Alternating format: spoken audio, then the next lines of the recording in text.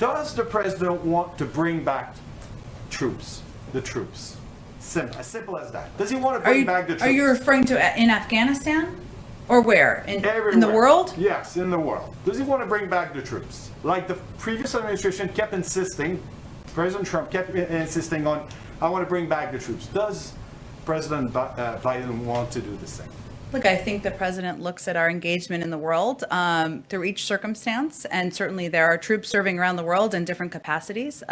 He spoke about his commitment as it relates to Afghanistan on the campaign trail, but I don't think I can give you I don't think it would be responsible to give you a sweeping point on that particular question.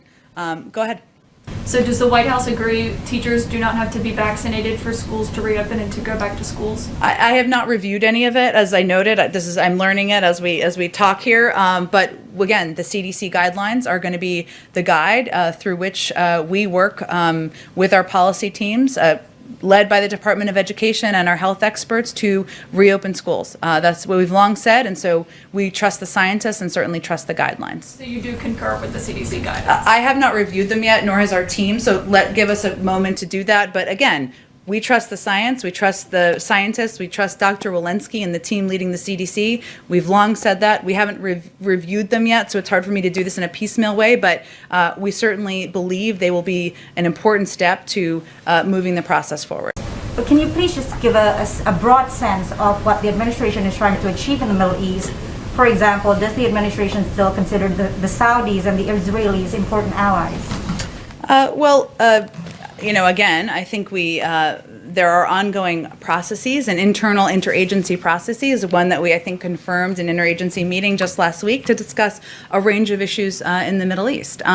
We've only been here 3.5 weeks, and I think I'm going to let those policy processes see themselves through before we give kind of a complete laydown of what our national security approaches will be to a range of issues. When is it that the Biden administration is going to let the thousands of fossil fuel industry workers, whether it's pipeline workers or construction workers, who are either out of work or will soon be out of work because of a Biden EO, when it is and where it is that they can go for their green job?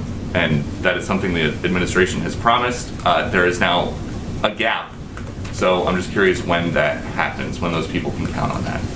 Well, I'd certainly welcome you to present your data of all the thousands and thousands of people who won't be getting a green job. Maybe next time you're here, you can present that. But you said that they would be getting green jobs, so I'm just asking when that happens. Richard Trumka, who is a friend, longtime friend of Joe Biden, says about that day one Keystone EO, he says, I wish he, the president, had paired that more carefully with the thing that he did second by saying, here's where we are creating the jobs. So there's partial evidence from Richard Trumka.